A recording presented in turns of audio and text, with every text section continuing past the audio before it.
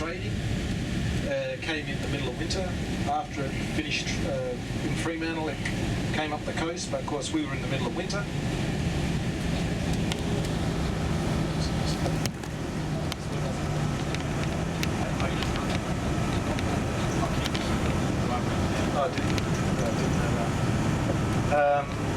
The thing about Cervantes is the ship hugged the coast, and of course our coastline over millenniums has changed, because between 300 metres and 3 kilometres off the coast is the old coastline, and most of it's now just jagged rock reef underneath the ocean, underneath the sea.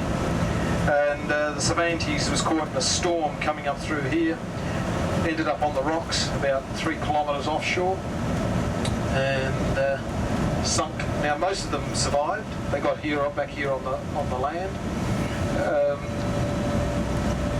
They actually had to walk back to Fremantle. Now, because it was the middle of winter, this is actually where the story of the Nambung National Park also starts. It was the middle of winter. As they were walking back, they came upon a small river system, and that's where they got fresh water.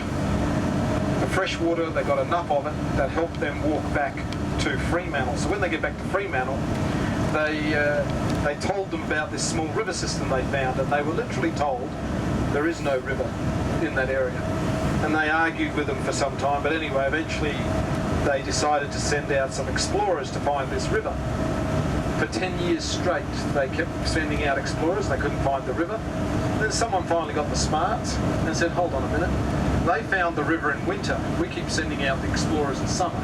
So why don't we send someone out in winter to have a look? And sure enough, they found a small river. It turns out that within days of the rain stopping, or winter stopping in those days, the river dried up. It was just a very small, shallow river system.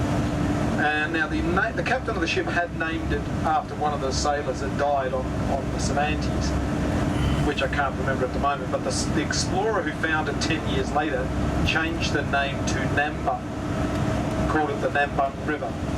Now Nambung is a Noongar word, again, for the local group that lived out this way. Nambung means bent or crooked. So it was the Bent River, basically. The Cervantes itself, the ship, was actually discovered by scuba divers in 1953, and the town site was started in 1956. And so they named it after the shipwreck that was found, the Cervantes. The Nambung River eventually became a national park. We're already in the national park, by the way, so the Pinnacles themselves aren't necessarily the national park. They're in the national park. They're only a small portion of it, and they are joined. They became part of the national park, if I remember, in 1940s. But initially it was just the river and the surrounding area, and it just kept growing until this whole area right through here. And as we're driving south later, we'll eventually pass the other end of it. So that became all the Nambung National Park.